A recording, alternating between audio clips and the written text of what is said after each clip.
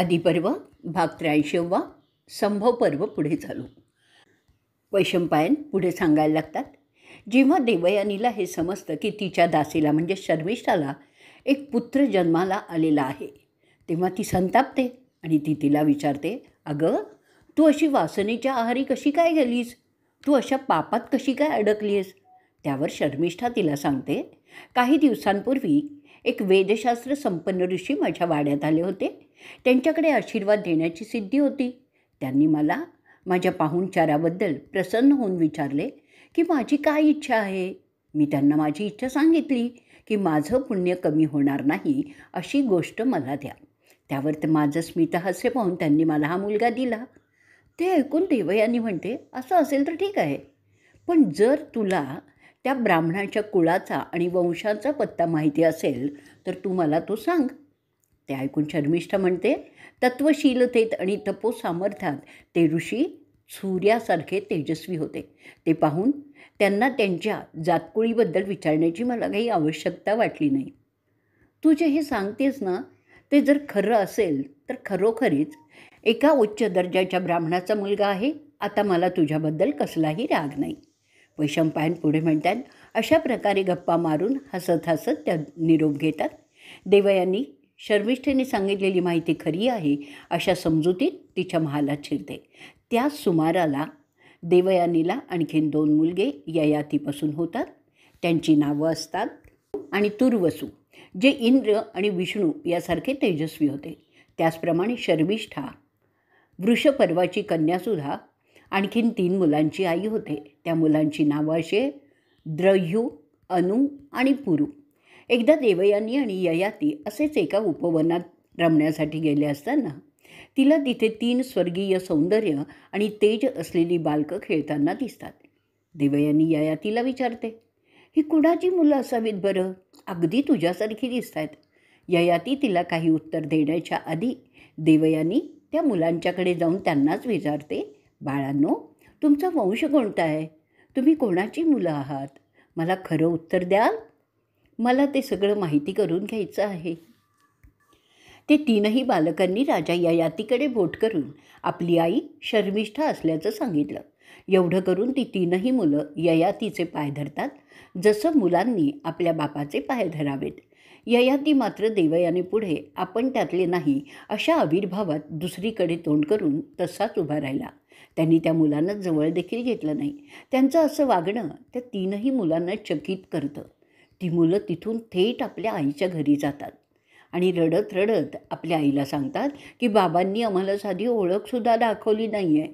देवयानी मात्र हा प्रकार पाहून जे समजायचं ते पक्क समजते आणि शर्मिष्ठाला खडसावून विचारते, ए माझ्या दासी, तुझी हिंमत कशी झाली गं मर्यादा ओलांडण्यासाठी?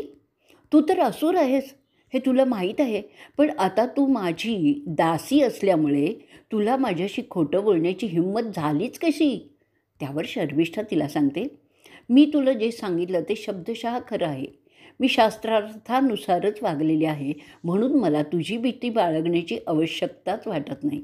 जसं तू राजाला पती म्हणून निवडलंस तसंच मी सुद्धा त्याला माझा पती म्हणूनच निवडलं. यात काहीच चुकलेलं नाही आहे. तुला माहिती आहे की आमचा रिवाज मैत्रिणींचा पती आपला पती म्हणून स्वीकारण्याची पद्धत आहे. हे तू विसरलीस का? तू ब्राह्मण कन्या आहेस म्हणून मी तुझा मान राखते, पण एक गोष्ट तू लक्षात ठेव हं, की मी त्याच्यावर तुझ्यापेक्षा जास्त प्रेम करते, म्हणून माझा त्याच्यावर जास्त अधिकार आहे. तू त्याला तुझ्या मर्जीनुसार अपमानित करतेस तसं मी कधीच करत नाही. पुरुषाचा अहंकार जपण्यातच बायकांचं हित असतं हे तुला समजत नाही. मी मात्र त्याचा अहंकार प्राणपणाने जपते, म्हणून तो जास्त माझा झालेला आहे. आता ते शर्मिष्ठाचं बोलणं ऐकून देवयानी दुःखाने राजाला सांगते, मी ह्यापुढे एक क्षणभरसुद्धा तुमच्याबरोबर राहू शकणार नाही, कारण तुम्ही माझा विश्वासघात केला आहे. असं बोलून देवयानी अश्रुपूर्ण अवस्थेत तिथून निघून आपल्या बापाच्या घरी जाते. ते पाहून ययातीला फार दुःख होतं. पुढील परिस्थितीची कल्पना ययातीला त्या क्षणी जाणवते आणि तो सुद्धा तसाच तिच्या मागोमाग निघतो. जात असताना तो पुन्हा पुन्हा तिची विनवणी करत असतो, पण हट्टी देवयानी त्याला बधतच नाही. अश्रुपूर्ण डोळ्यांनी ती मानिनी आपल्या पित्याच्या घरी पोचते. तिथे ती उशंसाच्या म्हणजेच भार्गवाच्या जवळ जाऊन बसते. तिच्या डोळ्यात अश्रू आणि राग असे दोनही भाव तिच्या बाबांना स्पष्टपणे दिसतात. ती रिवाजाप्रमाणे त्यांना वंदन करते आणि तशीच उभी राहते. ययातीसुद्धा तितक्यातच तिथे पोचतो आणि तसंच करून त्यांच्यापुढे उभा राहतो.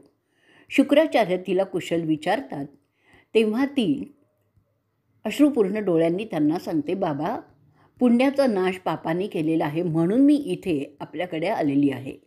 माझ्या दासीने म्हणजे शर्मिष्ठाने पुन्हा एकदा मला मान खाली घालायला लावलेली आहे. तिची 3ही मुलं ययातीचीच आहेत असं मला समजलं. देव ब्रह्माच्या कृपेने मला 2 पुत्र आहेत. हा माझा नवरा, महान राजा, ज्याला सर्व शास्त्र अवगत आहेत, तो हे सर्व जाणूनही असा शर्मिष्ठाच्या जाळ्यात सापडलेला आहे. त्यांनी राजा असूनही नैतिकतेच्या सर्व मर्यादा ओलांडलेल्या आहेत. शुक्र हे त्याच्या मुलीचं बोलणं ऐकून त्रस्त होतात आणि ययातीला म्हणतात, अरे राजा ययाती, तू तुझ्या या प्रमादासाठी शिक्षेस पात्र ठरतोस. म्हणून ह्यापुढे तुझं तारुण्य आणि हे तुझं देखणेपण नष्ट होऊन तू कुरूप आणि पक्षघाताने लुळा होशील. ती वाणी ऐकून ययाती म्हणतो, अहो ऋषी, जरा माझं ऐका, त्यानंतर काय तो निर्णय घ्या. दानव राजाच्या मुलींनी मला तिचं शमन करण्याची विनंती केली आणि ती करणं हे एक पवित्र कार्य आहे हे आपण जाणताच. मी जे केलं ते तिला मदत करण्याच्या उद्देशाने केलं, त्यात माझी वासनाही नव्हती. म्हणून तुमची मुलगी जसं दाखवतंय तसं ते नव्हतं, हे जरा समजून घ्या. आपण जाणतातच की जर एखाद्या ऋतुस्नात महिलेने पुरुषाला तिचं शमन करण्याची विनंती केली आणि त्या पुरुषाने ती फेटाळली तर ते भ्रूणहत्येचं पाप लागतं. ते पाप न व्हावं एवढ्या एकाच उद्देशाने मी त्या अभागिनीला केवळ मदत करीत होतो.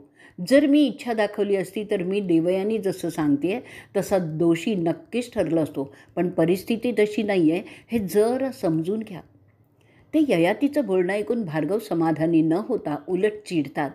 ययातीला म्हणतात की राजा, तू माझा मिंधा आहेस, माझ्या शब्दात अडकलेला आहेस, म्हणून जे काही तुला या संदर्भात करायचं आहे त्यासाठी तू माझी संमती घ्यायला पाहिजे होतीस. तरीसुद्धा उद्देश भ्रूणहत्या टाळण्याचा होता असं तू सांगतोयस म्हणून आणि माझ्या मुलीच्या भल्यासाठी मी तुला उशाप देतो की तुला दिलेलं कुरूपपण आणि पक्षघात तू दुसऱ्या कुणालाही देऊन त्यातून मुक्त होऊ शकतोस. असं बोलून भार्गव पुढे ययातीला सांगतात की मी तुला माझ्या सर्व बंधनातून मुक्त करतो आहे. ययातीला ते ऐकून थोडासा धीर येतो आणि तो शुक्राचार्यांना विचारतो, जर मी माझं हे रूप माझ्या राज्याच्या बदल्यात माझ्या एका मुलाला दिलं तर ते चालेल का?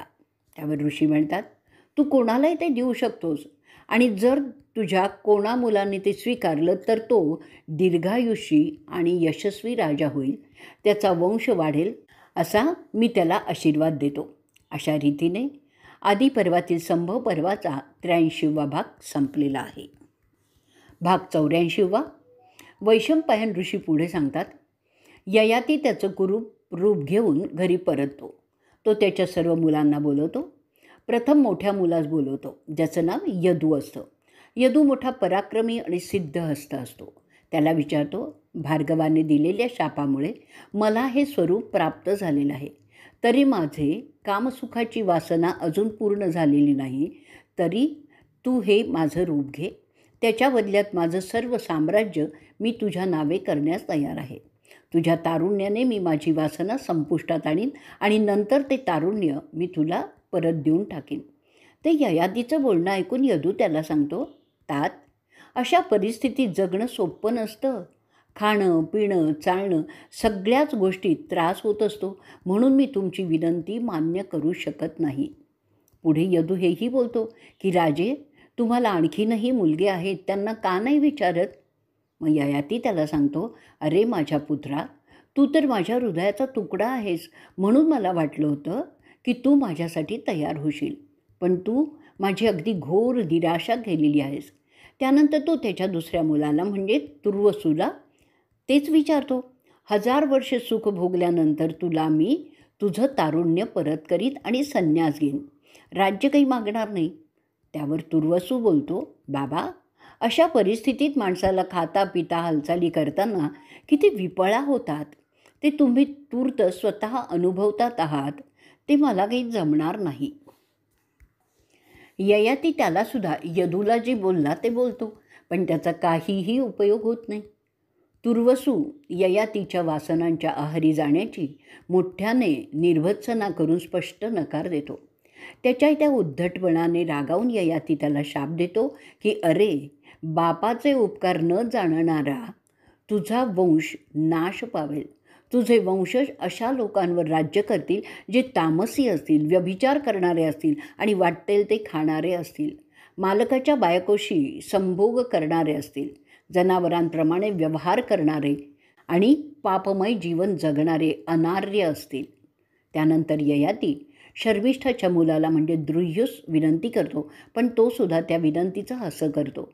आपल्याला असं जीवन जगण्याचं आणि त्या बदल्यात मिळणारं राज्यसुद्धा नको आहे असं सांगून तो नाकारतो. त्यावर चिडून ययाती त्याला दुःश्वास देतो आणि म्हणतो, तू अशा जागेचा राजा राहशील जिथे मजा करण्यासारखं काहीही नसेल. तू नावापुरता राजा असशील, तिथे रस्ते नसतील, वाहनं नसतील, उपयोगाची जनावरं नसतील, लोक पाण्यावर तराफे टाकून त्यावरून दळणवळण करणारे असतील. त्यानंतर तो खजील झालेला ययाती त्याच्या शर्मिष्ठापासून झालेल्या दुसऱ्या मुलाला म्हणजे अनुला विनंती करतो. अनु सांगतो, अशा परिस्थितीत कोणीही यज्ञ करू शकणार नाही. त्याशिवाय राज्यकारभार कसा चालणार, कोण सांभाळणार, शत्रूला तोंड कसं देणार, मला नाही झेपणार असलं जीणं. अनुच्या नकाराने संतापलेला ययाती त्यालासुद्धा शाप देतो आणि म्हणतो, तू अपंगत्वाला एवढे दोष देतोयस तर तू सुद्धा उत्तर आयुष्यात अपंगच होशील. तू यज्ञ करू शकणारच नाहीस. तुझी मुलं मोठी करती झाल्यावर तुझ्या समोर ती मरतील. शेवटी ययाती फार निराश झालेल्या मनस्थितीत धाकट्या मुलाला म्हणजे पुरूला तीच विनंती करतो. माझ्या सर्वात धाकट्या आणि मला प्रिय अशा मुला, हे माझं कुरूपपण, अपंगत्व जे उशसनाच्या शापामुळे मला प्राप्त झालेलं आहे ते तू घेऊन पितृऋण फेडशील का? ते ऐकून पुरू त्याच्या वडिलांना म्हणतो, बाबा, मी तर काही आपल्या आज्ञेबाहेर नाही आहे. तुम्ही जे सांगाल ते मी आनंदाने करीन. माझं तारुण्य घेऊन जर तुम्हाला सुख मिळणार असेल तर ते घ्यावे. माझं तारुण्य घ्या आणि मला आपले दोषपूर्ण स्वरूप द्या. पुरूच्या या वचनाने उत्तेजित झालेला ययाती त्याला अनेक आशीर्वाद देतो. तो म्हणतो, माझ्या प्रिय लेकरा, तुझं राज्य वैभव संपन्न राहील. आणि त्यानंतर ययाती कव्याचं स्मरण करून आपलं कुस्वरूप पुरूला देतो. त्याबरोबर पुरू म्हातारा, अपंग, कुरूप असा दिसायला लागतो आणि ययाती मात्र सुंदर तरुण दिसायला लागतो. पुरू ते स्वरूप प्राप्त झाल्यानंतर ययातीला विनंती करतो की अशा अवस्थेत राज्यकारभार करणं अशक्य असल्यामुळे ते जरी आता पुरूचं राज्य असलं तरी कारभार ययातीनेच पाहावा. अशा रीतीने ययाती पुरूच्या वतीने ते राज्य 1000 वर्ष सांभाळतो आणि अशाच रीतीने आदी पर्वातील संभव पर्वाचा 84वा भाग इथेच संपतो. भाग 85वा संभव पर्व पुढे चालू. वैशंपायन पुढे सांगतात की गुणी राजा नहुषाचा मुलगा ययाती त्याच्या मुलाकडून तारुण्य आणि देखणे पण घेतल्यानंतर अतिशय प्रसन्न होतो. तारुण्य प्राप्त झाल्यामुळे तो पुन्हा त्याच्या वासनामय जीवनास सुरुवात करतो. भोग भोगण्यात काहीही कमी राहणार नाही याची तो पूर्ण दक्षता बाळगतो. परंतु ते करताना ययाती नैतिकतेचे नियम तंतोतंत पाळतो. पुरूच्या वतीने तो राज्यकारभार व्यवस्थितपणे करतो. अनेक यज्ञ, दान, ब्राह्मणांचा सन्मान, श्राद्धविधी इत्यादी सर्व शास्त्रानुसारच करतो. सज्जनांचा सत्कार आणि दुर्जनांचा नाश असे जे एका राजाचं काम असतं ते तो निर्दोषपणे करतो.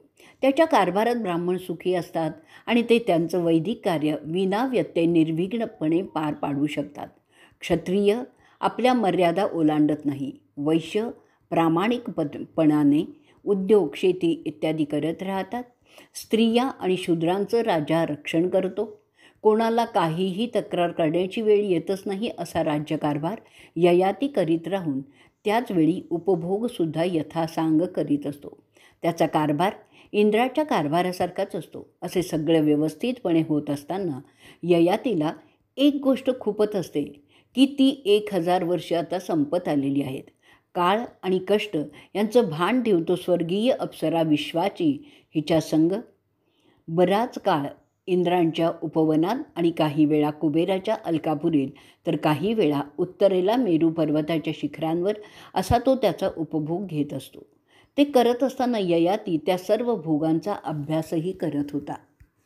त्याला एक गोष्ट स्पष्टपणे जाणवत होती की हे भोग भोगून संपत नाहीत, तर जसे भोगाल तसे ते अधिकच तीव्र होऊन पुढे येतात.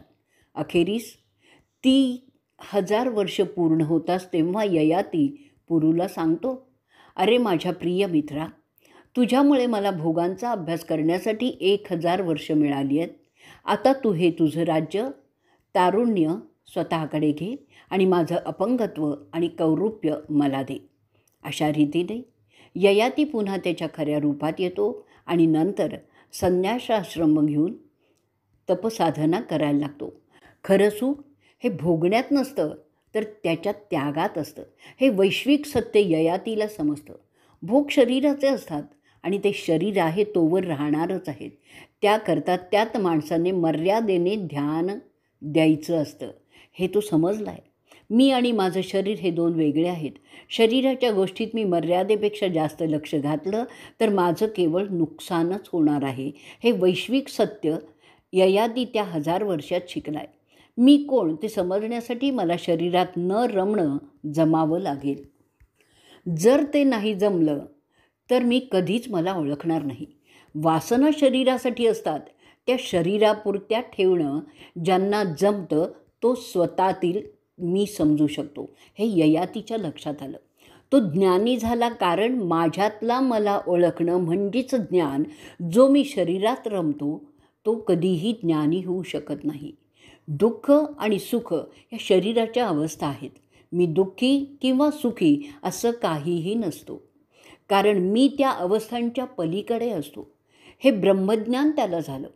ययाती पुरूला सांगतो, तू माझा मुलगा असलास तरी त्यापेक्षा जास्त माझा मित्र आहेस असं मी समजतो, कारण जर तू मला तुझं तारुण्य दिलं नसतंस तर मी काही वैश्विक सत्याला कधीच समजू शकलो नसतो.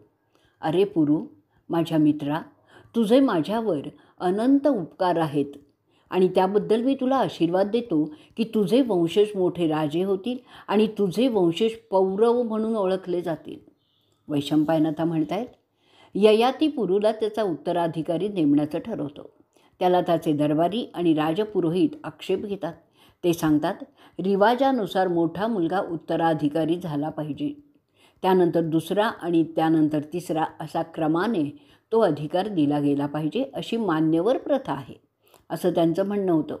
त्यावर ययाती त्यांना सांगतो, अहो ब्राह्मणांनो, माझं ऐका. माझ्या मोठ्या 3 मुलांनी माझा अपमान केलेला आहे. ते माझं ऐकत नाही आहेत. तोच माझा खरा वंशज जो माझं ऐकतो, माझं भलं पाहतो, जो स्वतःचं देऊन माझं पाप घेतो, जो माझ्या दुःखात सामील होतो. ह्यापैकी कोणतीही गोष्ट माझ्या पहिल्या 4 मुलांनी केलेली नाही आहे. पण पुरूने मात्र या सर्व गोष्टी माझ्या समाधानात केल्या आहेत, म्हणून तोच माझा उत्तराधिकारी होण्यास योग्य ठरतो. त्याशिवाय कव्याने सुद्धा तसं सांगितलेलं आहे की जो मला आधार देईल तोच माझा उत्तराधिकारी होईल. हे ऐकल्यावर सर्व राजपुरोहित, मंत्री आणि अमात्य राजाच्या विचारांशी संमती दाखवतात. पुरू अखेरीस ययातीचा वारस म्हणून जाहीर केला जातो. प्रजासुद्धा ययातीच्या निर्णयाला मान्यताच देते. पुरूची नेमणूक राजा म्हणून केल्यानंतर ययाती संन्यासाश्रमात जाण्याचा विधी उरकतो. ययाती त्यानंतर आपली राजधानी सोडून ब्राह्मणांच्या आणि इतर सोबती वैराग्यांच्या सान्निध्यात जंगलात निघून जातो. त्यानंतर यदूचे वंशज यादव म्हणून ओळखले जाऊ लागले. तुर्वसूचे वंशज यवन म्हणून ओळखले जाऊ लागले. द्रुह्योचे भोज, अनुचे म्लेंच म्हणून ओळखले जाऊ लागले आणि पुरूंचे वंशज पौरव म्हणून ओळखले जाऊ लागले. अरे जनमेजया, तू या पुरू वंशाचा आहेस. तू तुझ्या वासनांच्या आहारी न जाता अनेक वर्ष राज्य करशील. आणि अशा रीतीने आदी पर्वातील संभव पर्वाचा 85वा भाग इथे संपलेला आहे. भाग 86वा. वैशंपायन जनमेजयाला नंतर सांगतात, राजा ययाती पुरूला गादीवर बसून मोठ्या आनंदाने रानात जाण्याची तयारी करतो. अशा रीतीने संन्यास घेतल्यानंतर ब्राह्मण आणि इतर वैराग्यांच्या बरोबर संन्याशाची व्रतवैकल्य केवळ फलाहार आणि कंदमुळं खाऊन राहू लागतो. काही काळ अशा रीतीने व्यतीत करतो आणि नंतर योग्य वेळी स्वर्गात जातो. ययाती स्वर्गात काही काळ राहिल्यानंतर इंद्र त्याला पुन्हा पृथ्वीकडे फेकून देतो, पण तो पृथ्वीवर न येता मध्येच तरंगत राहतो असं मला समजलं. ययाती पुन्हा स्वर्गात चिरण्याचा प्रयत्न करतो, परंतु त्याला ते जमत नाही. नंतर वसुमन, अष्टिक, प्रतार्धन आणि शिवी यांच्या मदतीने तो पुन्हा तिथे पोचतो.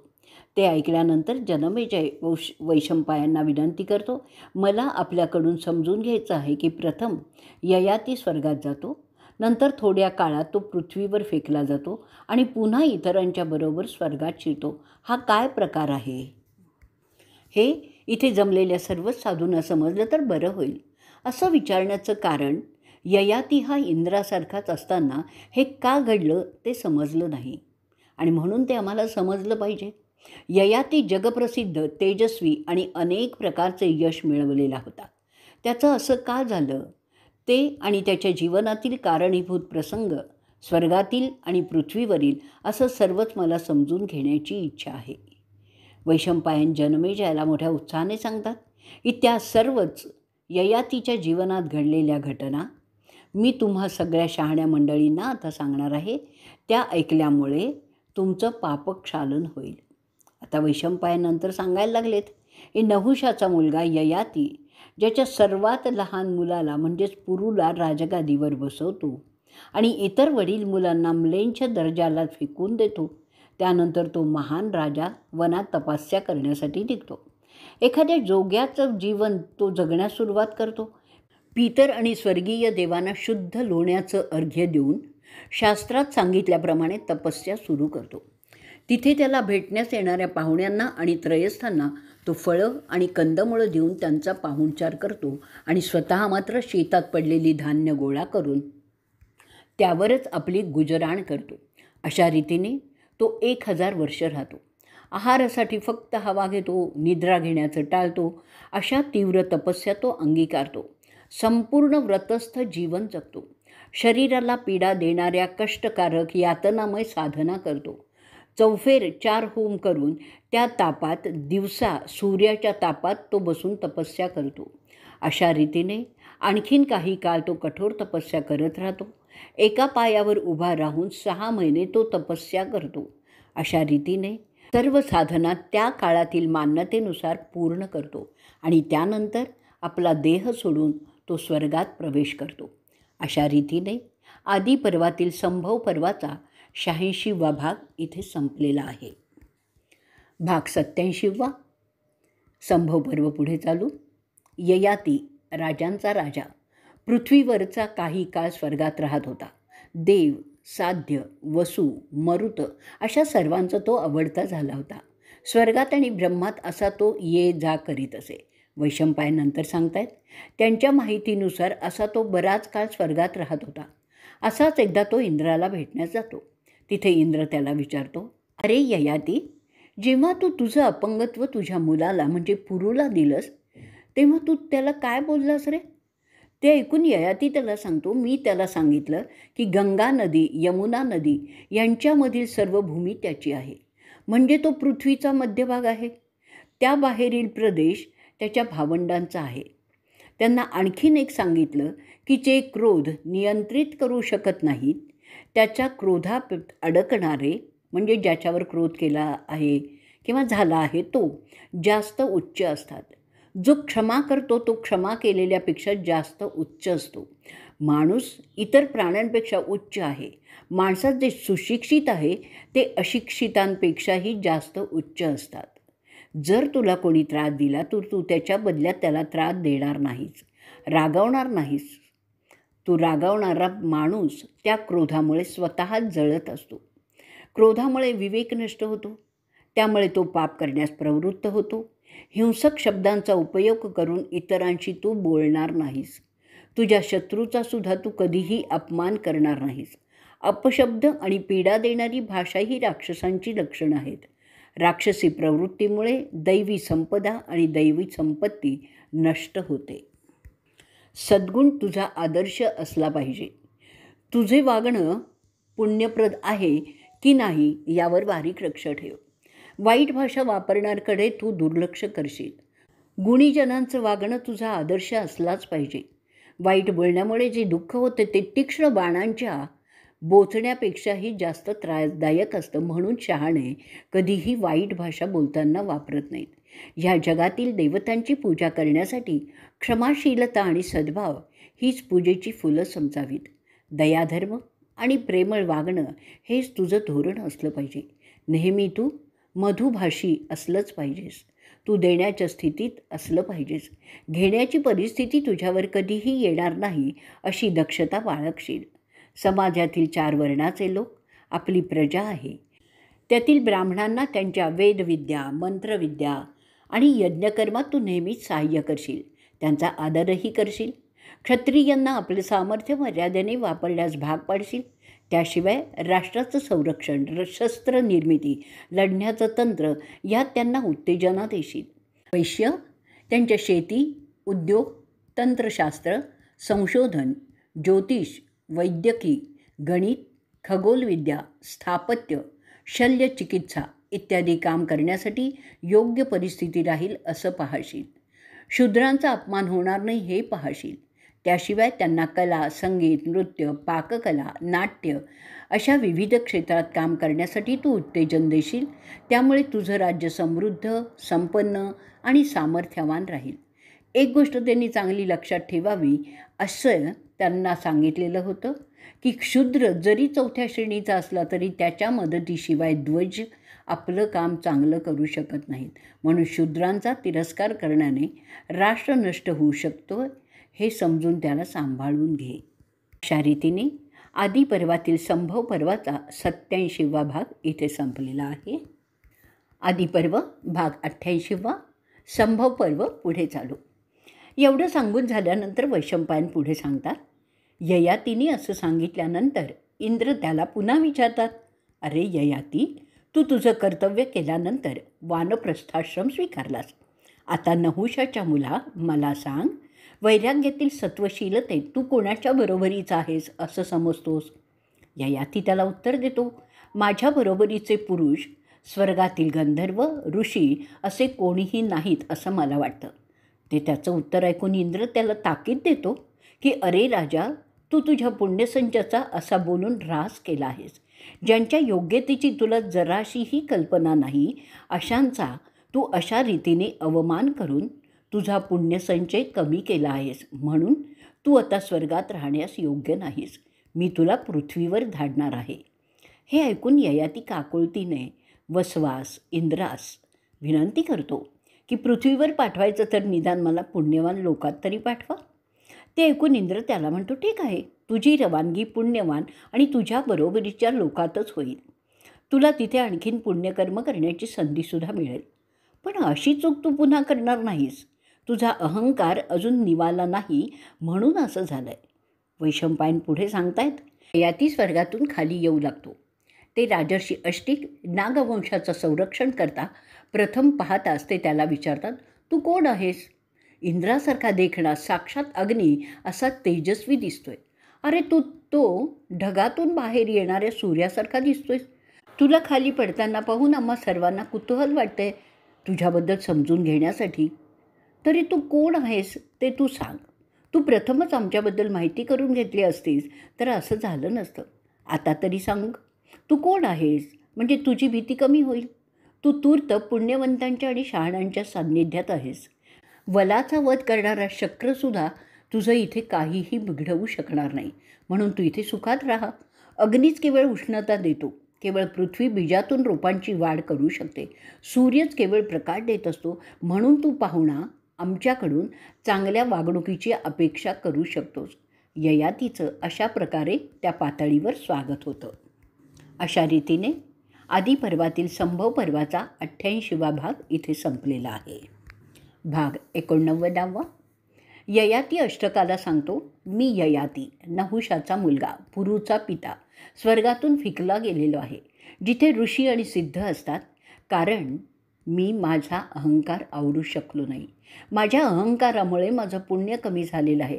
वस्तुतः मी तुमच्यापेक्षा वयाने मोठा आहे, म्हणून मी तुम्हाला वंदन केलं नाही. ब्राह्मण नेहमी त्यांच्यापेक्षा वयाने मोठ्या किंवा ज्ञानाने मोठा किंवा तपस्येने मोठा असलेल्याला आदराने वागवतात. हे ऐकून आस्तिक त्याला सांगतो, अरे राजा, तू सांगतोयस की वयाने मोठा आदरणीय असतो, परंतु शास्त्र काय सांगतं? जो ज्ञानाने तपस्येने मोठा तोच खरा आदरणीय असतो आणि मोठा समजला जातो. ययाती त्यावर सांगतो, मला असंही समजलेलं आहे की पापकर्मामुळे पुण्याचा नाश होतो, त्यामुळे त्या इसमाचं मोठेपणसुद्धा कमी होतं. अहंकारामुळे माणूस नरकात जातो. गुणीजन वाईट मार्गाने कधीच जात नाहीत. ते नेहमी असं वागतात की त्यांचं पुण्य वाढतच राहतं. मी फार मोठा पुण्यवान होतो, परंतु माझ्या अहंकाराने ते व्यर्थ ठरलं. ते गेलेलं पुण्य मी कदाचित कधीच मिळवू शकणार नाही. माझा हा अनुभव सांगतो की ज्याला महान व्हायचं आहे तो त्याचा अहंकार नियंत्रित करेल. ज्याने गुणवत्ता वाढवली आहे तो अनेक त्याग करून आपला अहंकार मर्यादित ठेवेल.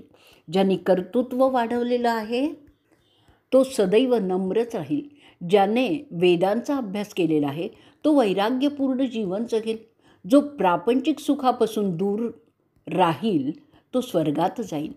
केवळ अफाट यश मिळाल्याने, वेदांचा अभ्यास केल्याने, कर्तृत्व गाजवल्याने इसम स्वर्गात जात नाही हे मी समजलो आहे. निरहंकारी होणं जरुरीचं असतं. माणसाचा अहंकार त्याच्या आध्यात्मिक प्रगतीतील मोठा अडथळा आहे हेही मी समजलो. सगळी माणसं सारखी नसतात. दैव सर्वशक्तिमान असतं आणि ते आपणच आपल्या गेल्या जन्मातील चांगल्या वाईट कर्माने रचलेलं असतं. म्हणजेच ह्या जन्मातील दैव गेल्या जन्मातील कर्माचा परिणाम स्वरूप असतं. केवळ सामर्थ्यवान असून उपयोगाचं नसतं. पुढील जन्माचं नशीब आपण या जन्मात रचत असतो आणि त्यामुळेच ह्या जन्मात ते आपण बदलू शकत नाही. म्हणून कोणत्याही अनुभवाने आनंदी किंवा दुःखी न होता निर्व्याजपणे आपण ते अनुभव पाहायचे असतात. आपण जगताना आपणच पुढील जन्माचं नशीब लिहित आहोत याचं भान ठेवून आपलं काम, आपले विचार यांचं संयमन करायचं असतं. अरे अष्टिका, ह्याची जाणीव असल्यामुळे मी कधीही जास्त सुखी किंवा दुःखी झालो नाही. मला माहीत होतं पण की ह्या जगातील सर्व सजीव निर्जीव त्यांचा भोग काळ संपला की विधात्याच्या आदेशानुसार त्यांच्या ठरलेल्या गतीस जाणार आहे. सुख आणि दुःख ह्या आपल्या कल्पनांचा खेळ आहे. मानलं तर ते सुख आणि ते दुःख असतं. म्हणून अष्टिका, मी कधीही सुखी किंवा दुःखी झालेलोच नाही आहे. सर्व गुण संपन्न असा ययाती जो अष्टिकाचा आजीकडून आजोबा होता. त्याचं हे भाषण संपल्यावर त्याला अष्टिक विचारतो, आकाशात वास्तव्य करणाऱ्या माझ्या आजोबा राजाधिराज ययाती, मला ऐकायला आवडेल त्या सर्व जागांबद्दल जिथे तुम्ही तुमचं आयुष्य मजेत व्यतीत केलेलं आहे. आपण अशा रीतीने बोलता की तुमचा धर्माचा अभ्यास चांगला आहे. त्यावर ययाती त्याला उत्तर देतो, मी पृथ्वीचा फार मोठा राजा होतो. बराच प्रदेश माझ्या अधिपत्याखाली होता. त्याशिवाय माझ्या दानशूरपणामुळे मी आणखीनही बराच प्रदेश माझ्या संरक्षणाखाली आणलेला होता. तिथे मी पूर्ण 1000 वर्ष राज्य केलं आहे. त्यानंतर आणखीनच उच्च अशा ठिकाणी जिथे इंद्र राहतो तिथे गेलो. अनेक योजने पसरलेला तो प्रदेश सौंदर्याने भरलेला होता. तिथे मी 1000 वर्ष होतो. तिथून मी गेलो जिथे कधी काही नासतच कुजतच नाही अशा प्रदेशात. तिथे मी 1000 वर्ष राहिलो. जिथे कुणी माणूस जाऊ शकत नाही त्यानंतर आणखीन वरच्या भागात मी गेलो जिथे देव विष्णू राहतात. तिथे मी मजेत राहत होतो. मी स्वर्गीय प्रदेशात बराच राहिलो आहे. तिथे मी मनात आणीन त्या स्वरूपात जाऊ शकायचं. तिथून मी नंदनवनात गेलो जिथे अप्सरा विहार करतात. तिथे मी 1,00,000 वर्ष राहिलो. जिथे फळांनी डवरलेली झाडं होती, सर्वत्र सुगंध पसरलेला असायचा. अशी अनेक वर्ष गेली. ते सर्व मजेत होत असताना एका गंभीर आवाजात एकदा आकाशवाणीत 3दा झाली की माझं पुण्य संपलेलं आहे, म्हणून मी खाली फेकला जाणार आहे. मी खाली घसरायला लागलो. मला समजलं की माझा सुवर्णकाळ संपला आहे. तेव्हा मोठ्यांदा ओरडून मी विचारलं, मी कुठे फेकला जाणार आहे? तिथे मी विनंती केली की माझं आधीचं पुण्यकर्म, त्याग दानशूरता वगैरे गुण लक्षात घेऊन मला तशाच पुण्यवंतांच्या प्रदेशात न्यावं. तेव्हा तो धीर गंभीर आवाज परत बोलला, तू तशाच प्रदेशात जात आहेस जिथे शुद्ध तुपाने यज्ञ चेतावले जातात. तसा मी आत्ता तुझ्या भागात आलो आहे. मला हायसं वाटतंय की मला तुमच्यात आणून सोडलेलं आहे. अशा रीतीने आदी पर्वातील संभव पर्वाचा 89वा भाग इथे संपलेला आहे. भाग 90वा. ते ऐकून अष्टिक त्याला विचारतो, पाहिजे ते स्वरूप धारण करून तुम्ही लक्षावधी वर्ष नंदनवनातील उपवनात राहिलात.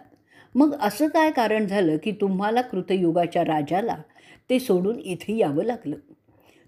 ते ऐकून ययाती त्याला सांगतो, पृथ्वीवर जसं ज्याची संपत्ती संपली की त्याला त्याचे मित्र, त्याचे सहकारी, त्याचे आप्त विसरून जातात, तसंच इथे जेव्हा तुमचं पुण्यसंचय संपतो तेव्हा तेथील राजे इंद्र तुम्हाला खाली फेकून देतो.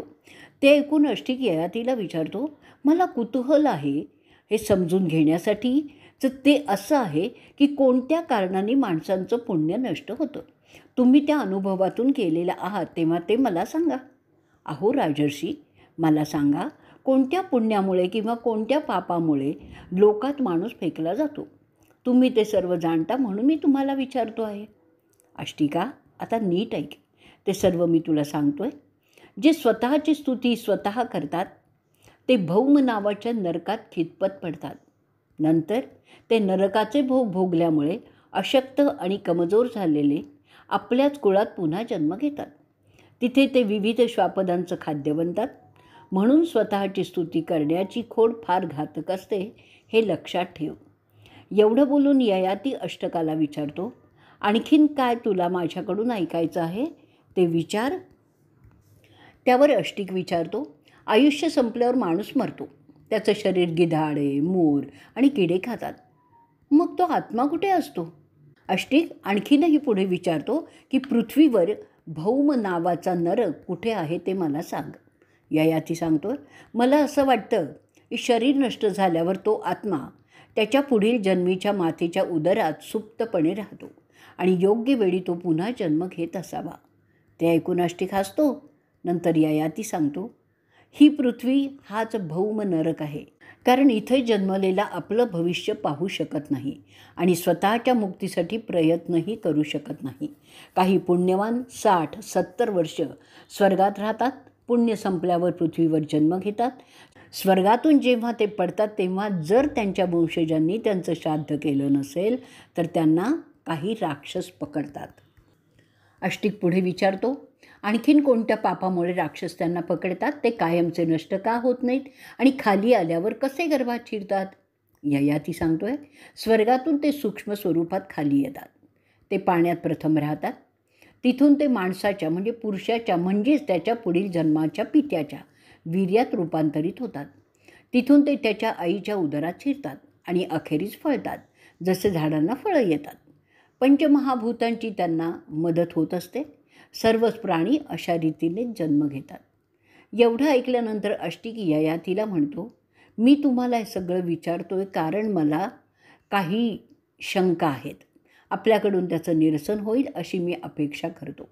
मला सांगा, हे नव्याने जन्मणारे त्यांच्या देहात डोळे, कान, नाक अशी सर्व इंद्रिय कशी उत्पन्न होतात? जर तुम्ही जाणत असाल तर ते तुम्ही मला अवश्य सांगा. ययाती सांगतोय, माझ्या माहितीनुसार ज्याच्या त्याच्या पूर्वकर्मानुसार ह्या गोष्टी घडतात. तो सूक्ष्मदेह म्हणजे लिंगदेह मातेच्या गर्भात नैसर्गिक शक्तींच्या प्रभावामुळे शिरतो. आत्मा त्या लिंगदेहाच्या कवचात अडकलेल्या अवस्थेत असतो. यथावकाश तो गर्भात वाढत जातो. प्रथम अंकुर फुटतो. त्याला विविध अवयव त्यातून वाढत जातात. त्यामुळे विविध इंद्रिय त्याला प्राप्त होतात. गर्भातून बाहेर आल्यावर त्याला त्याच्या अस्तित्वाची जाणीव होते. कानांनी ऐकणं, डोळ्यांनी पाहणं, नाकाने श्वास घेणं, गंध ओळखणं, जिभेने रुची ओळखणं आणि उच्चार करणं असं तो करू लागतो. त्वचेने स्पर्श समजणं, मनाने ह्या सगळ्यांचा यथायोग्य अर्थ काढणं, बुद्धीने विचार करणं असं तो करू लागतो. अशा रीतीने साधारणपणे त्या जीवाचा विकास होत असतो. अष्टिक नंतर विचारतो, मृत्यूनंतर तो व्यक्त देह कुठल्या ना कुठल्या रीतीने नष्ट होतो. मग तो पुन्हा उत्पन्न कसा होतो? असं कुठलं तत्त्व आहे की जे त्याला पुन्हा जन्माला घालतं? ययाती अष्टिकाला सांगतो की माणूस मरतो तेव्हा त्याचा आत्मा पुन्हा त्या सूक्ष्मदेहात म्हणजेच लिंगदेहात जातो. त्या अवस्थेत त्याच्या सर्व जाणीवा शाबूत असतात. फक्त तो त्या व्यक्त करू शकत नाही, कारण लिंगदेहाला सूक्ष्म कर्मेंद्रिय म्हणजे हात, पाय, लिंग, तोंड, त्वचा हे नसतात. तो त्याच्या आध्यात्मिक अवस्थेनुसार त्या गतीत जातो. पापी त्या दुःखदायक गतीत आणि पुण्यवान सुखदायक गतीत जातात. दुष्ट नरकात जातात. अरे, जेवढं मला माहीत आहे तेवढं मी तुला सांगितलं आहे. अष्टिक ययातीला विचारतो, मला सांगा, माणूस मेल्यानंतर त्याचं शरीर नष्ट होतं. मग त्या अवस्थेत तो कसं पाहू शकतो, कसं ऐकू शकतो, कसं रुची ओळखू शकतो आणि कसे गंध समजू शकतो ते सांगा.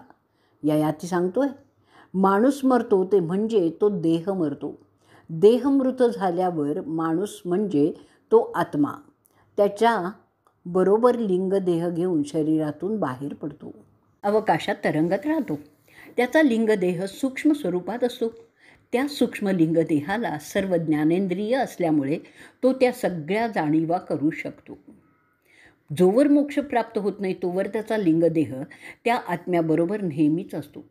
साधारण भाषेत आपण त्या लिंगदेहाच्या अस्तित्वाला पिशाच्य असं सांगतो.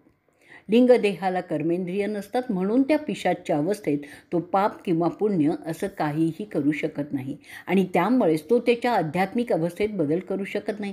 म्हणून आत्म्याला आध्यात्मिक विकास करण्यासाठी शरीर असणं आवश्यक असतं. म्हणूनच तो आत्मा पुन्हा पुन्हा जन्म घेत असतो आणि तरीसुद्धा असा लिंगदेहधारी आत्मा इतर सजीवांना संपर्क करण्याचा प्रयत्न करू शकतो. अष्टिक ययातीला नंतर विचारतो, अहो माझ्या पूर्वजा, आता मला सांगा, मोक्ष प्राप्त करण्यासाठी काय आवश्यक असतं? त्याग, प्रवृत्ती की ज्ञान? कोण जास्त प्रभावी असतं? कृपया एवढं मला सांगावं. ययाती त्यावर बोलतोय, असं बघ, जाणकार जे सांगतात, जे मी शिकलो ते असं की मोक्षासाठी 7 दरवाजे आहेत. ते असे: त्यागवृत्ती, दयाबुद्धी, मनाचा समतोल म्हणजे चांगल्या वाईट अनुभवांनी विचलित न होणं, नम्रता, सर्व प्राणीमात्रांसाठी प्रेम, संयम, साधेपणा. ज्ञानी असंही सांगतात की अहंकारामुळे हे सद्गुण नष्ट होतात. ज्यांच्यात हे गुण आहेत त्याला जर त्याचा गर्व झाला तर तो दरवाजा बंद होतो. म्हणजेच ते गुण असले तरी त्याचा अहंभाव होता कामा नये.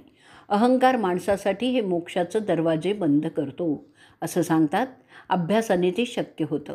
स्तुतीने खुश होणारा आणि टीकेने चिडणारा असे दोघंही त्या पदासाठी अयोग्यच ठरतात. आपल्या ज्ञानाचं, कर्तृत्वाचं, यशाचं श्रेय जो ब्रह्माला देतो आणि स्वतः नामानिराळा राहतो तोच मोक्षपदाला जाऊ शकतो. ययाती अष्टिकाला शेवटी म्हणतो, तू असा ब्रह्मपदी आहेस कारण तू तुझ्या ज्ञानाने, कर्तृत्वाने यशाचं श्रेय ब्रह्माला देतोस. जर तुला अहंकार झाला तर तू सुद्धा माझ्यासारखाच खाली फेकला जाशील. माणूस विसरतो की त्याला कोणीतरी पृथ्वीवर धाडलेला आहे. तो त्या शक्तीला त्याच्या कर्माचं जाप देण्यास बांधलेला आहे. पृथ्वीवर जन्मणारा प्रत्येक प्राणी एका प्रकारच्या परीक्षेला बसलेला आहे आणि त्यात त्याला उत्तीर्ण व्हायचं असतं. जर त्याची जाणीव ठेवून प्रत्येक माणूस आपलं आयुष्य व्यतीत करील तर तो कधीच पापकृत्य करणार नाहीत. नैतिक मूल्य त्यासाठीच सांगितलेली आहेत ज्ञानी लोकांनी. मला त्यांचा विसर पडला कारण माझा अहंकार वाढला होता म्हणून असं झालं. माष्टिक विचारतो, अहंकाराचे किती प्रकार असतात ते सांगा. ययाती सांगतोय, माझ्या माहितीनुसार दैविक, सात्विक, रजोगुणी, तमोगुणी आणि आसुरी असे प्रमुख 5 असतात. त्याशिवाय इतर प्रकार इतर अवस्थांप्रमाणे असतात. माणसाने त्याचा अहंकार दैविक राहील असं करायचं अशी विधात्याची म्हणजे जी शक्ती परीक्षा घेते तिची अपेक्षा असते. देवाचे अहंकार दैविक असतात म्हणून ते देव समजले जातात आणि असुरांचे आसुरी असतात म्हणून ते असुर समजले जातात. अशा रीतीने आदिपर्वातील संभव पर्वाचा 90वा भाग इथे संपलेला आहे. भाग 91. अष्टिक बोलतोय, जे वेद जाणतात त्यांच्यात मतभेद आहेत हे तुम्ही जाणत असालच. ते मतभेद आहेत मानव धर्मातील म्हणजे हिंदूतील 4 पद्धतीबाबत: गृहस्थी, भिक्षुक, ब्रह्मचारी आणि वानप्रस्थी. त्यांनी त्यांची आध्यात्मिक कर्तव्य कशी करावीत ह्यात ते फरक करतात. ते ऐकून ययाती सांगतोय, माझ्या अभ्यासाप्रमाणे ब्रह्मचारी त्याच्या गुरूच्या घरी राहत असताना त्याने गुरूंच्या आज्ञेनुसार वेदाभ्यास केला पाहिजे. तो गुरूंच्या सांगण्याची वाट न पाहता स्वतःच्या बुद्धीने त्याला काय पाहिजे काय नको ते समजून ती कामं करेल. तो गुरूच्या आधी उठेल, गुरु झोपल्यावर झोपेल, तो सदैव नम्रपणे वागेल आणि तो त्याची भोग इंद्रिय पूर्णपणे संयमित ठेवेल. तो सदैव दक्ष असला पाहिजे आणि तो अभ्यासात हुशारच असला पाहिजे. अशा रीतीने त्याने त्याचं वागणं ठेवलं तर तो त्याच्या ब्रह्मचर्यात यशस्वी होईल. एवढं ब्रह्मचर्याबद्दल सांगून तो पुढे सांगतोय, हे अगदी प्राचीन उपनिषदात गृहस्थाबद्दल काय सांगितलं आहे ते आता मी तुला सांगतो. गृहस्थ उत्तम आणि नैतिक मार्गाने संपत्ती जमा करेल. तो यथोचित यज्ञ करेल, तो सदैव दान करील, तो त्याच्याकडे येणाऱ्या अतिथीचा यथोचित सन्मानपूर्वक सत्कारही करील. त्याच्या मिळकतीचा काही भाग तो संबंधित लोकांना वाटूनही देईल. त्याच्या कुवतीनुसार वानप्रस्थी जंगलात राहतील. तो कोणत्याही वासनिक कर्मात त्याचा काळ व्यतीत करणार नाही. काही दान करील ते त्याच्या कुवतीप्रमाणे असेल. तो वनात राहताना तेथील जीवांना त्रास देणार नाही. अशा रीतीने संयमाने तो राहिला तरच तो त्या जीवनात यशस्वी होईल. विद्वान वानप्रस्थी काही योग्य शास्त्रोक्त विधी करून खाण्यावर संयम राखून जगेल. तो गृहस्थीसारखं कमाई करण्याचे प्रयत्न करणार नाहीत. आता भिक्षुक कसा वागेल किंवा कसा जगेल ते सांगतो. भिक्षुक कधीही मेहनत करून त्याची उपजीविका करणार नाही. तो त्याच्या शारीरिक वासनांबद्दल उदासीन राहून त्या मर्यादित ठेवेल. तो जीवनाच्या विविध कामात निष्णात असला पाहिजे. तो जीवनातील घटनात उदासीनपणे दुर्लक्ष करणारा असेल. तो गृहस्थाच्या घरात राहणार नाही. तो एकाच जागी फार काळ राहणारही नाही. तो अविवाहित असेल. तो देशाच्या विविध भागात फिरत राहील. जर अशा व्रतस्थ जीवन जगणाऱ्या भिक्षूचं तिथेच देहावसन झालं तर त्याच्यासह त्याच्या 10 पूर्वजांचं कल्याण होतं. अष्टिक विचारतो, किती प्रकारचे मुनी असतात? त्यातील किती मौन व्रताचे पालन खरोखरच करतात? ययाती सांगतो, वनात राहणारा परंतु वस्तीत घर असलेला सुद्धा मुनी समजला जातो. तसंच घरात राहणारा परंतु वनात जागा असलेला सुद्धा मुनीच समजला जातो. अष्टिक त्यावर विचारतो, म्हणजे काय? त्यावर ययाती सांगतो की त्याचं असं आहे की जो प्रापंचिक सर्व संसारी बंधनं आणि आकर्षणापासून स्वाभाविकपणे विरक्त झालेला आहे, म्हणून संसारी जगापासून दूर राहण्यासाठी वनात राहणं पसंत करतो, तो मुनीच समजला जातो. संसारी जीवनात राहण्यामुळे नाही म्हटलं तरी काही व्याप हे मागे लागतातच. मग ते टाळण्याचा त्यामागे उद्देश असतो. जंगलात राहूनही तो त्याच्या आवश्यक गरजा प्राप्त करू शकतो, त्याच्या वैराग्याच्या सामर्थ्यानेच ना. मग त्याचप्रमाणे असंही काही मुनी असतात की जे समाजात राहूनही सर्व आकर्षणांपासून मुक्तच असतात. असा मुनी कधीही त्याच्या घराण्याचा किंवा सामाजिक प्रतिष्ठेचा गर्व करीतच नाही. भिकाऱ्यासारखं वस्त्र नेसला असला तरी तो असा वावरतो जणू काही त्याने श्रीमंती वस्त्र परिधान केलेलं आहे. वनात जे तुटपुंजे खाद्य मिळेल त्यावर तो बिना तक्रार गुजराण करतो. कुठल्याही गोष्टीत स्वारस्य नसल्यामुळे तो मितभाषी किंवा पूर्ण अबोला पाळतो. तो सदैव आपल्या ध्यानातच रमलेला असतो. असा संयमी, असा व्रतस्थ, असा त्यागी इसम सर्वांच्या आदरास पात्रच ठरतो. तो कारण असताना किंवा नसताना सुद्धा कोणालाही इजा करीत नाही. जो इच्छाविरहित त्रयस्थपणे सर्व भोगांच्याकडे पाहतो, तो त्या भोगांचा तिरस्कार करीत नाहीत किंवा त्याचं समर्थनसुद्धा करत नाही. जो अल्प आहारामुळे शरीराने क्षीण हडकुळा झालेला आहे, परिस्थिती कितीही विरोधात असली तरी सदैव शांतच राहतो, तो ब्रह्मस्थितीला पोचण्यास लायक असतो. मान अपमान सुख दुःख या अवस्थांपासून तो मुक्त असतो. तो काय खातो? शाकाहार का मांसाहार? काय पितो? दारू की पाणी की अमृत? त्याचं भानही त्याला नसतं. जसं आईच्या मांडीवर पेणारं अर्भक तो काय पितो ते जाणत नसतो. जो शरीराच्या भोगांपासून स्वतःला म्हणजे त्याच्या आत्म्याला दूर ठेवू शकतो असा मुनी मोक्ष प्राप्त करतो. अशा रीतीने आदिपर्वातील संभव पर्वाचा 91वा भाग इथे संपलेला आहे. आदिपर्व भाग 92, संभव पर्व पुढे चालू. अष्टिक ययातीला विचारतो, अहो राजर्षी, बैरागी आणि ज्ञानी असे दोघंही मोक्षप्राप्तीसाठी चंद्र सूर्यासारखे सतत प्रयत्न करीत असतात. मग त्यातील कोणाला मोक्ष जास्त सहजपणे प्राप्त होतो ते सांगा. ययाती उत्तर देतो, ज्ञानी वेदाच्या माहितीमुळे जाणत असतो की हे जग एक भ्रम आहे. त्यामुळे तो मोक्ष जास्त सहजपणे प्राप्त करण्याची शक्यता असते. कारण ह्या जगाच्या पलीकडे जे अंतिम अस्तित्व आहे तेच खरं सत्य आहे हे तो ओळखतो. त्या ज्ञानामुळे त्याला त्या जगातील आकर्षण प्रभावित करू शकत नाही. मोक्षप्राप्ती त्यामुळे सोपी होते. त्या उलट बैराग्याला ते त्याच्या ध्यानमार्गाने समजण्यास बराच अवधी लागतो.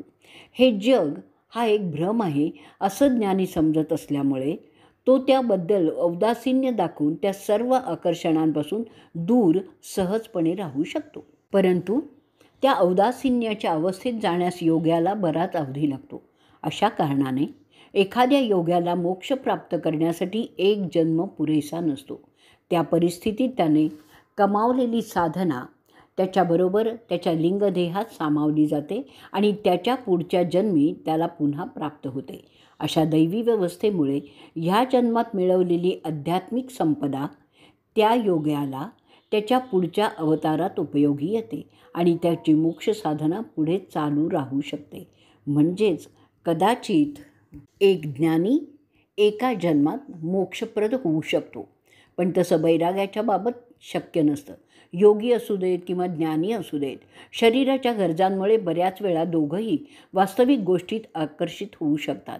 असं झालं तर ज्ञानी त्या आकर्षणामुळे जास्त लवकर ज्ञानभ्रष्ट होऊ शकतो. योगी मात्र त्याच्या भोग इंद्रियावरील संयमामुळे तितक्या सहजपणे भ्रष्ट होत नाही. मात्र जर ज्ञानी साधकाचं ज्ञान सदैव जागृत असेल तर तो शरीराच्या गरजांच्या आहारी न जाता त्या औदासीन्यपूर्वक राहून पूर्ण करू शकतो. आणि जर त्याला असं जमलं तरच तो भ्रष्ट होत नाही. त्यासाठी त्याला शरीराच्या आवश्यक गरजांचा सन्मान करून तेवढ्याच ठेवण्याची मर्यादा समजण्यास समज असावी लागते. त्यावर ययाती पुढे सांगतोय, आयुष्यात बऱ्याच गोष्टी साधकाला एक कर्तव्य म्हणून कराव्या लागतात आणि त्या करताना त्यात गुंतून न जाता त्या करणं यालाच योग असं म्हणलं जातं. अष्टिक विचारतो, राजर्षी मला सांगा, कुरुवीर्य राजाने आयुष्यभर अनेक दानं केली, गरिबांना मदत केली, अन्नछत्र चालवली, आजारी लोकांना औषधी दिल्या, असं सर्व सेवा कार्य करूनही तो मृत्यूनंतर नरकात का गेला ते मला सांगा. ययाती म्हणतोय, अरे ऋषी अष्टिका, कुरुवीर्य राजाने ते सर्व त्याचा अहंकार वाढवण्यासाठी, प्रजेचं महत्त्व मिळवण्यासाठी केलेलं होतं. ते त्याचं कार्य कितीही उत्तम होतं तरीही ते त्याचा रजोगुणी अहंकार वाढवित होतं. ते कार्य ब्रह्माच्या सेवेत नव्हतं. त्यामुळे ते काम जरी वरकरणी सेवा वाटत असलं तरी त्यात सुप्तपणे असुर संपदा होती, म्हणून तो नरकात गेला. त्यांनी केलेल्या कामाने पुण्य वाढत नव्हतं. रजो आणि तमो गुणांनी जे कार्य केलं जातं ते कितीही चांगलं प्रथमदर्शनी वाटलं तरी ते पापकारक असू शकतं. त्या दोन गुणातील अहंकार विकृत असतो. म्हणजे हे लक्षात घे की कामापेक्षा त्या मागील उद्देश जास्त महत्त्वाचा असतो. अष्टिक त्यानंतर ययातीला विचारतो, अहो राजे, तुम्ही देखणे दिसता, तुमच्या गळ्यात स्वर्गीय माळा आहेत, तुमचं तेज लक्षणीय आहे. मग मला कुतूहल वाटतंय की आपण कुठून आला आहात, कुठे जाणार आहात ते सांगाल तर बरं होईल. आपण कोणाचे संदेशवाहक आहात? त्यावर ययाती सांगतो, अरे अष्टिका, माझं पुण्य मी संपवलं, त्यामुळे आता मी पृथ्वीवरील नरकात फेकला गेलेलो आहे. तुझ्याशी चालू असलेलं हे संभाषण माझं संपलं की मी तिथे जाईनसुद्धा. आत्तासुद्धा यमाचे दूत मला आग्रह करीतच आहेत की मी माझे तुझ्याशी चालू असलेलं संभाषण त्वरित संपवून त्यांच्याबरोबर पृथ्वीवरील नरकात जावं. मला इंद्राने दुवा दिलेला आहे की जरी मी पृथ्वीवर गेलो तरी तिथे मी गुणी आणि ज्ञानी लोकातच राहीन.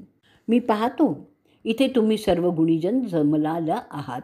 अष्टिक बोलतो, आपण सर्व जाणता म्हणून मी आपल्याला विचारतो की अरे राजा, तिथे कुठे असा प्रदेश आहे ह्या आकाशात जिथे मी स्वर्गीय सुख मिळवू शकेन? जर अशी जागा असेल तर तू पृथ्वीवर कोसळणार नाहीस. ते ऐकून ययाती त्याला उत्तर देतो, अहो राजर्षी, तिथे बऱ्याच जागा आहेत जिथे तू स्वर्गीय सुख मिळवू शकतोस. तिथे जनावरं, घोडे, जंगल, डोंगर, नद्या सगळं काही आहे. ते ऐकून अष्टिक ययातीला सांगतो, अरे राजा, जर तिथे माझ्या पुण्यकर्मामुळे अशा जागा स्वर्गात असतील तर त्या सगळ्या मी तुला देण्यास तयार आहे. तसं झालं की तू पृथ्वीवर कोसळणार नाहीस.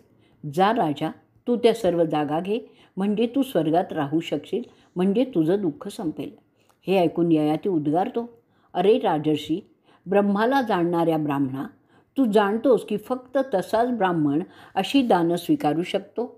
मी स्वतः अनेक लायक ब्राह्मणांना दानं दिलेली आहेत. मी त्या योग्यतेचा नसल्यामुळे अशी दानं मी घेऊ शकत नाही. अष्टिकाबरोबर असलेल्या प्रतर्दन नावाचा स्वर्गीय ब्राह्मण मध्येच बोलला, अहो सौंदर्यवान राजा ययाती, मला तू सांग, माझ्यासारख्या ब्रह्मसिद्धाकरता काही प्रदेश ह्या आकाशात आहे का? तू सगळं सांगतोस म्हणून मी तुला विचारतो आहे. ययाती सांगतो, अशा असंख्य जागा आहेत या जगात जिथे विना व्यत्यय तू तुझं आध्यात्मिक जीवन जगू शकतोस. इतक्या जागा आहेत की जरी तू प्रत्येक जागी आठवडाच राहिलास तरी अनेक वर्ष तुला त्या पुरतील अशा जागा आहेत. ते ऐकल्यावर प्रतर्दन ययातीला सांगतो, अशा सगळ्या जागा स्वर्गातील आणि आकाशातील मी तुला देऊन टाकतो. तिथे तू जा, म्हणजेच तुझी भीती संपेल. हे ऐकून ययाती त्याला पुन्हा सांगतो, माझ्यासारखा समर्थ राजा तुमच्या तपस्येने तुम्हाला मिळालेलं स्थान घेऊ शकत नाही. जो राजा माझ्यासारख्या अडचणीत सापडलेला आहे तो सावधगिरीनेच त्याचे निर्णय घेईल. केवळ कोणी काही मदत करतोय म्हणून आणि ती मदत वरकरणी सोयीस्कर दिसते म्हणून तो ती कधीही स्वीकारणार नाही. तो त्याच्या जबाबदाऱ्या चांगल्या ओळखून निर्णय घेईल. तो कधीही दान स्वीकारणार नाही. जर तुम्ही जे आध्यात्मिक प्रगती करता कधीही दान स्वीकारत नाही तर ययातीचं ते प्रभावी अर्थपूर्ण बोलणं ऐकल्यावर तिथे हजर असलेले वसुमत त्याला सांगतात. अशा रीतीने आदी पर्वातील संभव पर्वाचा 92वा भाग इथे संपलेला आहे.